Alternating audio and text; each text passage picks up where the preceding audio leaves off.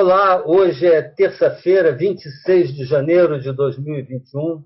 O grupo de conjuntura está mais uma vez reunido para gravar o seu podcast. Vou começar os destaques de hoje fazendo um rápido comentário sobre alguns fenômenos que chamam a atenção no mundo. De um lado, quando a gente olha para a Europa, a gente vê que o recrudescimento da epidemia, neste momento, ainda está vencendo a corrida com a vacina, o que está levando a lockouts, fechamentos lockouts bastante severos em várias economias europeias, com consequências que a gente deve esperar realmente negativas sobre o comportamento da economia europeia, com impactos no mundo, evidente, bastante grandes no primeiro trimestre desse ano, pelo menos. Quando a gente olha para os Estados Unidos, no entanto, esses efeitos do recrudescimento da pandemia parece que devem ser um pouco amenizados quando comparados com a Europa por duas razões. A primeira é que o desenrolar da vacinação nos Estados Unidos está muito mais rápido que na Europa, muito mais rápido. E, em segundo, pelo fato de que o programa de estímulos fiscais que está em curso agora, já neste início de governo Biden, tem não só fiscal, monetária também, tem uma dimensão muito forte. Quer dizer, a gente pode dizer que no plano fiscal é mais forte ainda do que o do ano passado. No ano passado, o programa fiscal foi de 2,2 trilhões de dólares. Este ano, somando o pacote aprovado ainda no final do governo Trump, de 0,9, com o pacote atual proposto pelo Biden, de 1,9, dá 2,8 trilhões de dólares. Isso aí dá quase 13% do PIB americano. É um pacote monstruoso, gigantesco, né? Isso deve estimular a economia americana. Uma consequência disso, por outro lado, é que há esse déficit fiscal muito grande, essa despolpância enorme fiscal do governo, está correspondendo um aumento da poupança externa, ou seja, do déficit em transações correntes, uma coisa que não está acontecendo, por exemplo, aqui no Brasil, é uma reação diferente. Lá o déficit em conta corrente vem crescendo bastante, tem sido uma forma de financiar o déficit público americano, do ponto de vista macroeconômico, né? Se a gente for pegar os agregados macroeconômicos. Isso aí tem como uma das suas consequências uma necessidade de financiamento externo maior para os Estados Unidos. Isso aí foi muito bem colocado no artigo recente do economista Stephen Roach. Essa necessidade de financiamento maior dos Estados Unidos exigiria tudo mais constante, provavelmente uma taxa de juros um pouco mais elevada para manter, para atrair esses fluxos de capitais. Na medida em que isso não ocorra, e não vai ocorrer, porque aí entra outro fato que se confirmou recentemente, que é a política monetária americana está apontando, né, para uma manutenção dessa taxa de juros próxima a zero por um período muito longo, provavelmente de anos, né? E isso aí, então, nos permite, ou tem permitido a muitos economistas pensarem, né, essa combinação de fatores, alguns economistas pensarem que uma trajetória muito possível, muito provável, desculpem, para o dólar é de uma desvalorização num período aí mais longo, né? O Stephen Roach, nesse artigo que eu estava referindo agora há pouco, ele disse essa a desvalorização que houve recentemente, no ano passado, até o final do ano passado, é só o começo de um processo de uma desvalorização bem maior por causa desses fatores fundamentais. Eu aproveito para até colocar a seguinte questão aqui para os meus colegas, né? Nós estamos numa situação em que a incerteza fiscal ainda é muito grande, né? Ora, temos notícias muito ruins, como as da semana passada, né? Em particular, um destaque com aquela carta dos secretários de Fazenda de um grande número de estados brasileiros, que mexeu com o novo dos mercados, né? Uma pergunta que eu coloco é o seguinte: quando a gente olha para isso para os Estados Unidos, e muitos têm se perguntado se uma coisa semelhante não vale para o caso brasileiro, né? Afinal, a gente teria feito um programa também muito agressivo no ano passado, não tão agressivo quanto o americano, mas muito agressivo no ano passado, de estímulo. E muitos podem se perguntar, mas vem cá, por que não repetir se deu certo? Fica a pergunta no ar. Eu jogo a bola isso para os meus companheiros de podcast aqui. Mas uma outra notícia, uma outra questão no plano interno, aqui, olhando agora, um outro destaque, desculpa, no plano interno, nós falamos na política fiscal, é na política monetária. Quer dizer, o Banco Central se reuniu, hoje saiu a ata da reunião do Copom, e nós temos algumas novidades, né? Eu acho que a gente pode se perguntar aqui se o rumo da política monetária nos próximos meses, ao longo desse ano, vai mudar. O que a gente pode esperar da política de juros no Brasil? Então, eu coloco essas questões aí na mesa para ouvir o comentário de vocês. Bom, eu vou fazer uma introdução, uma rápida introdução à questão que o Francisco colocou, chave, se a gente pode replicar o que fez no ano passado do ponto de vista fiscal agora ou não, porque isso que aparentemente muitos políticos e alguns economistas e esse manifesto a que ele se referiu do secretário de Fazenda foi muito ilustrativo disso, aparentemente acham que a questão é simples, basta repetir a dose, fazer o que foi feito no ano passado, um mega estímulo, auxílio, e não funcionou bem e tal, porque não repetir. Isso é uma visão, do nosso ponto de vista, inteiramente equivocada. Mas antes de chegar lá, eu queria colocar o seguinte, e já é um primeiro gancho para a gente pensar como é difícil replicar o ano passado, desse ponto de vista dos estímulos e do auxílio naquela magnitude, sem contrapartida, sem nada que indicasse controle de outros gastos, etc.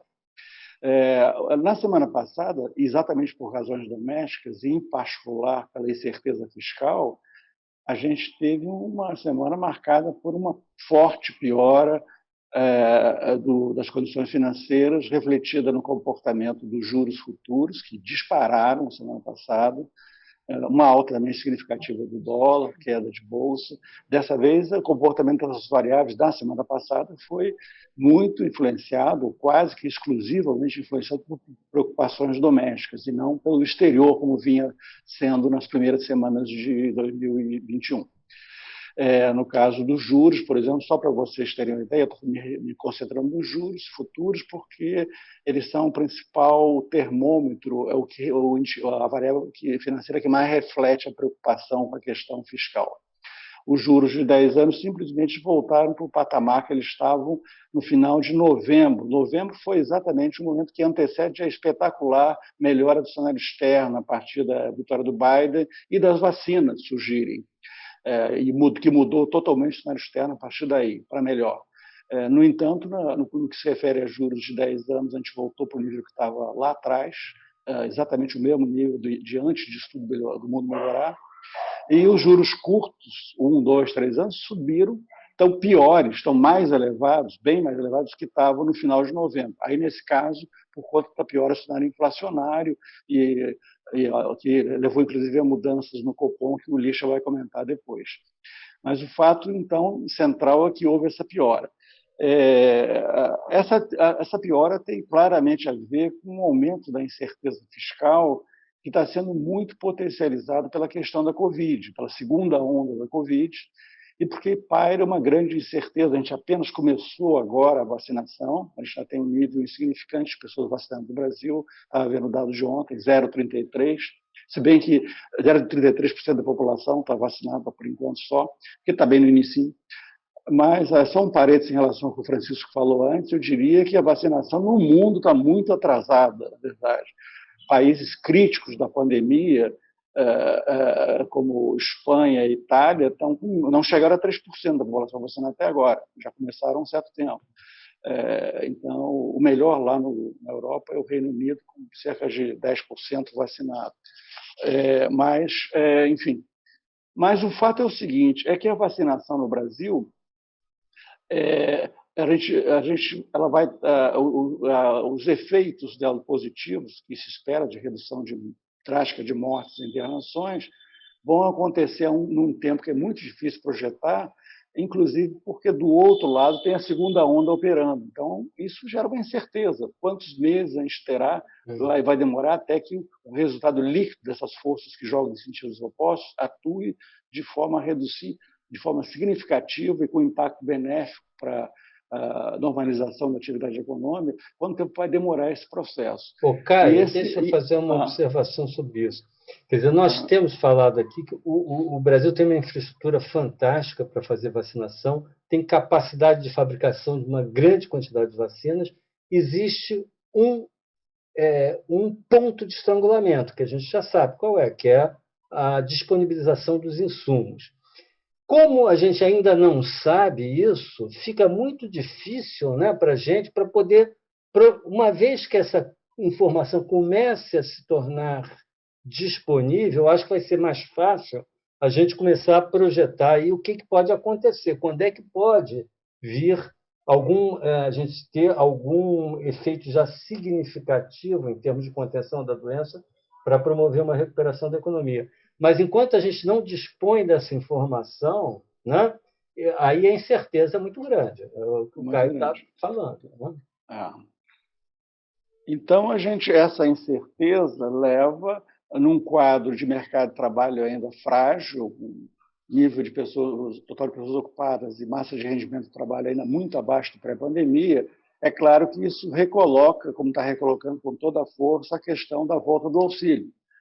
E isso gera uma incerteza que tem a ver com a forma como isso vai ser equacionado, na verdade. Essa é a grande questão, porque me parece inescapável que o auxílio será renovado. Acho que não haverá condições para ser diferente. Eu, aliás, pessoalmente, e acho que com a concordância do nosso grupo, já defendia que não escaparíamos de uma renovação do auxílio, independente da segunda onda, não é só por causa Mas não nos moldes do que a gente teve no ano passado, né? Não, é isso que eu vou entrar agora, que a gente pode trocar ideias, que isso é fundamental. Toda a questão do auxílio que está gerando imenso ruído é exatamente essa preocupação com a questão de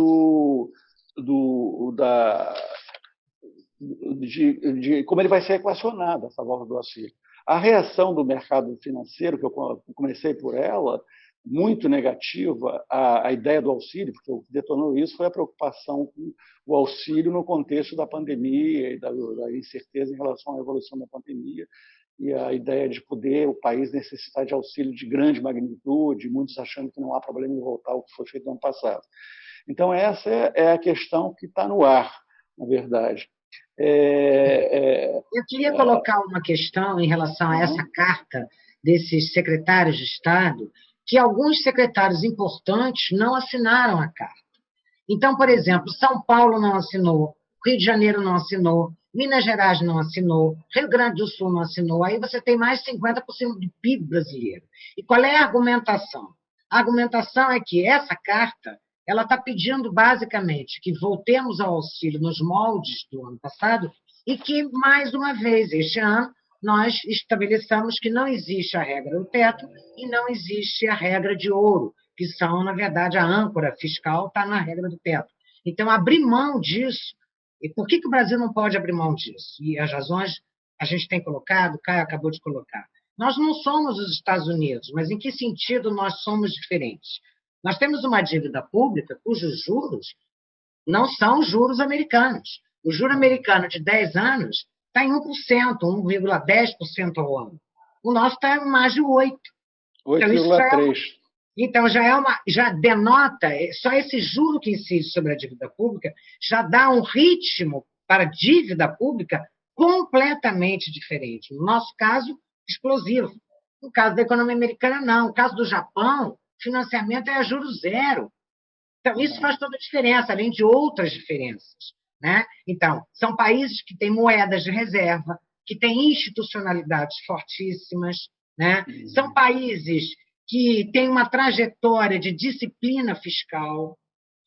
Então, no caso brasileiro, é um caso totalmente diferente desse. E nós não custa lembrar de novo.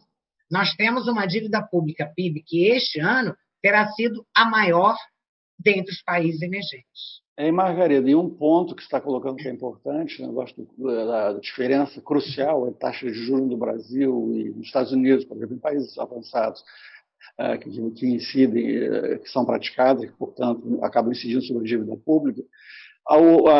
Quando o país tenta mitigar esse problema, fazendo o que o Brasil tem feito, que é encurtar a dívida, ele vai se tornando cada vez mais vulnerável à fuga de capitais. Então, ele vai se fragilizando por outro lado, quer dizer, não tem muito para onde correr, porque se ele tenta fugir de juros muito altos em prazos mais longos e tenta ir encurtando cada vez mais a dívida, ele está cada vez mais vulnerável a que haja uma fuga desses recursos que estão financiando a dívida para fora do sistema financeiro, para ativos reais, para o dólar e assim por diante. Então, você tem todo um contexto, e é essa preocupação que apareceu com toda clareza no comportamento do mercado financeiro da semana passada.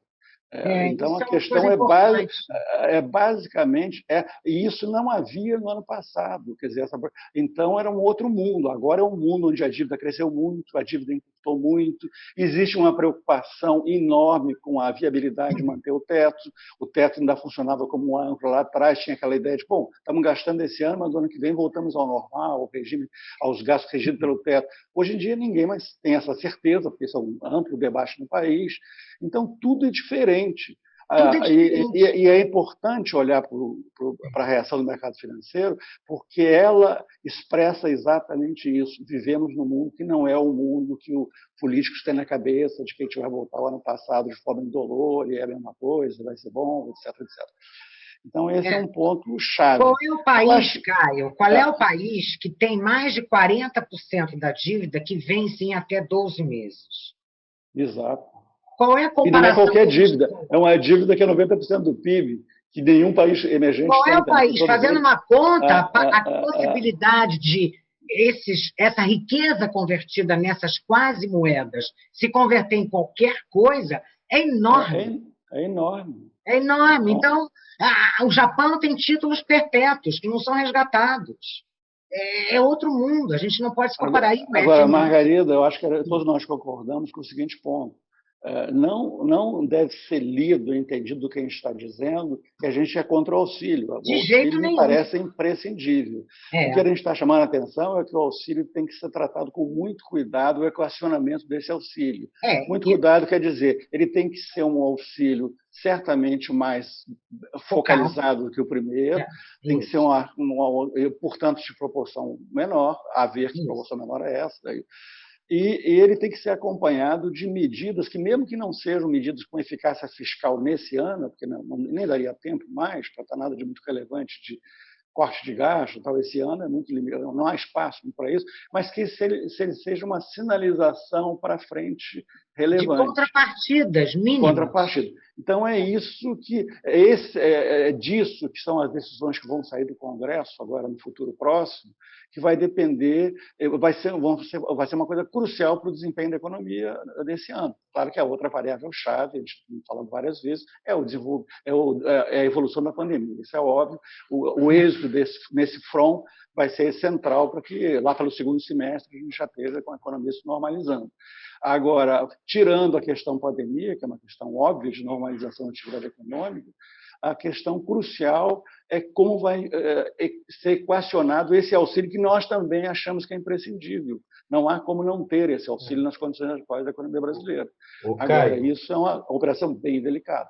deixa eu fazer duas observações. Uma que você falou, não pode ser da dimensão do ano passado, mas eu acho que tem que ser muito longe da dimensão do ano passado. Só para a gente lembrar, só para dar um par de números. Grandes números, né? 65 milhões de pessoas, né?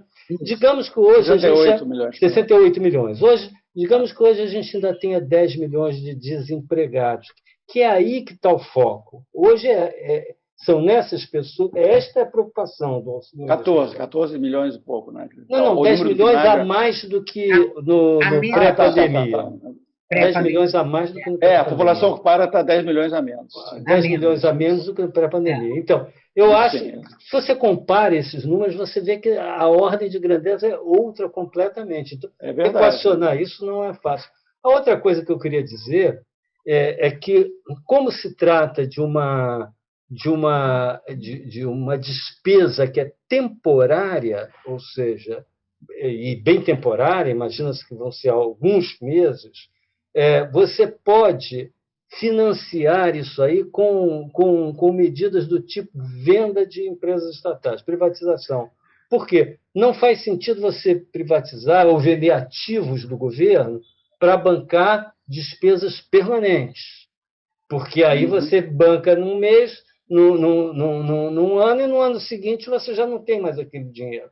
Agora, uma coisa que é temporária, você poderia fazer isso. Então, eu acho que talvez essa tem um jogo por aí, né? Tem um jogo por aí. Uma sugestão.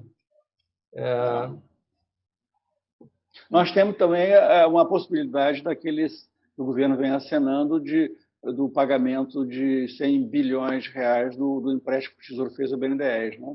E aí também pode ter essa mesma finalidade. Entrar também nessa cesta. Nessa cesta, porque é uma alternativa de isso seria um gasto emergencial que não entraria na dívida pública, porque seria financiado não com mais dívida, mas sim com o pagamento de um empréstimo anterior do Tesouro. E seria fora teto na dívida bruta. E seria fora teto, né? Não, fora teto eu acho que é inevitável. Eu acho que, na verdade, ninguém está nem discutindo isso. Às vezes, por um preciosismo, por uma questão, sei lá, as pessoas falam muito, não, tem que manter o teto. Sim, manter o teto, mas ter um gasto extrateto temporário é uma forma de manter o teto. Agora, isso é uma postura, que é a nossa postura. Agora, tem uma outra postura que parece, me desculpem o termo, uma esculhambação, porque não é possível. Então, vamos jogar tudo fora de novo? É que não pode, o país não suporta isso. Não suporta. Ela está aí, é que não suporta. A gente explodiria se fosse replicar o ano passado sem qualquer sinal de controle de gastos, sem nada mais, sem medidas compensatórias, sem esse caminho que o Francisco falou, de financiar gastos provisórios com medidas excepcionais de privatização, ou que eu falei, usar a devolução do pagamento do BNDES para o Tesouro. Tem que ser equacionado. Agora, o fundamental, e eu acho que nesse sentido até foi mais tranquilizadora a declaração ontem do Bolsonaro junto com o Guedes, numa entrevista para investidores. Ficou claro que, aparentemente, o Bolsonaro tirou da cabeça a ideia do Renda Brasil, Renda Cidadã, que seria um gasto permanente, que não tem como financiar no momento, não há espaço nenhum para isso. E, então, um gasto temporário, que seria o seu auxílio, a ver o tamanho, os meses que durará, seria um gasto que preservaria o teto formalmente. Poderia voltar ao teto ano que vem, que seria um gasto com créditos extraordinários com tempo definido, né? Então, o caminho é esse. Agora, o foco tem que ser as contrapartidas e o foco tem que ser que esse gasto não seja uma exorbitância, uma coisa que gere uma imensa desconfiança sobre para onde vai a dívida pública. Então, essa é a questão que a gente está... Esse questionamento que vai ser chave nos próximos meses. Para fechar o podcast, Lixa, como é que você interpreta a ata do Copom? A ata saiu hoje, não? Francisco Eduardo destacou isso na apresentação. Está claro de que a taxa de juros no patamar que está não vai ficar por um longo período de tempo, ou seja, o Banco Central retirou o forward guidance, como disse, na orientação futura, não, de que manteria uma taxa de juros baixa, não, por um período prolongado. Com essa retirada, está claro que o Banco Central começa a actuar de forma mais discricionária, não? Discricionária no sentido de que ele vai avaliar em cada reunião, tá? Fazer o balanço de riscos e analisar as expectativas inflacionárias e, a partir de aí, tomar decisão. Então, a decisão agora será reunião a reunião. Não temos nenhum compromisso para próximas reuniões. Isso já tinha sido feito, colocado no comunicado de quarta-feira passada e está hoje na nota que o Copom divulgou. Por outro lado, ele manteve o cenário, digamos, a partir do modelo macroeconômico, não, e das previsões que ele coloca. Ele supõe que, então, a inflação para este ano e o ano que vem está mais ou menos próxima das metas de inflação. Tá? Existia uma folga que agora desapareceu, mas, de qualquer forma, a inflação estaria mais ou menos, para este ano, a previsão, segundo o seu modelo, é de 3,6%, e a inflação para o ano 2022, 3,4%, então estaríamos próximo das metas. Mas, nessa rodada de modelo, quando o modelo é apresentado, se supõe que a taxa de juros Selic, no final deste ano, é aquela sinalizada pelo Focus, então, fecharia em 3,25%. A interpretação, então, disso é que, pelo modelo, para manter a inflação na meta, deveríamos ter, digamos, 3 aumentos de 0,25 este ano, provavelmente a partir da reunião de setembro deste ano. Tá? Mas, por outro lado, ele faz uma análise sobre avaliação de riscos. Ele volta a fazer essa análise de avaliação de riscos. Tem vários temas aí. Tá? O preço das commodities preocupa, que está em um patamar elevado. O fato de que a gente está vivendo um choque inflacionário que é suposto temporário, mas está sendo mais persistente do que se esperava. Alguns membros do Copom acham de que a recuperação do mercado de trabalho está mais rápida que o prevista, a maioria não, mas alguns já indicaram isso. Então, tem vários elementos aí para avaliação de risco, mas o elemento central continua sendo a questão fiscal. Tá? Ou seja, um deterioro da questão fiscal que afeta a taxa de câmbio e, com isso, as expectativas de inflação. Tá? Eles acham, então, que existe uma assimetria e, em princípio, o risco de aumento de inflação é maior neste momento. Tá? E aí é uma especulação própria, aí já é uma especulação nossa, faz acreditar, então, que a tendência dos membros do Copom seria aumentar um pouquinho mais a taxa de juros, que é aquilo que o modelo estaria sugerindo. Então, em lugar de ter 3 aumentos da taxa de juros este ano, poderíamos ter 4. E aí, o primeiro aumento seria na reunião de agosto, do dia 4 de agosto. Tá? Então, poderíamos ter 4 aumentos de 0,25, tá? E não 3, como a gente previa anteriormente. É claro que isso está condicionado à evolução do cenário macroeconômico, onde a questão fiscal define, basicamente, não, o que vocês comentaram.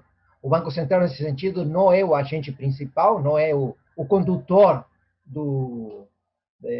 da macroeconomia brasileira, continua sendo o Ministério da Economia, não, ao resolver a questão fiscal. Nesse sentido, o Banco Central é um passageiro, mas um passageiro que está começando a ajustar. Então, eu acho que, em síntese, é isso. O Banco Central se tornou um pouco mais duro do que era nas reuniões anteriores, retirou o forward guidance, indicou, acho que um aumento um pouco maior do que a gente esperava. Se a gente esperava 3 aumentos de 0,25, agora serão 4 aumentos de 0,25, e o fato de que, reunião a reunião, teremos uma reavaliação dos riscos. Tá? Ok. Então, ficamos por aqui hoje e até a próxima terça-feira com mais um podcast do Grupo de Conjuntura. Até lá.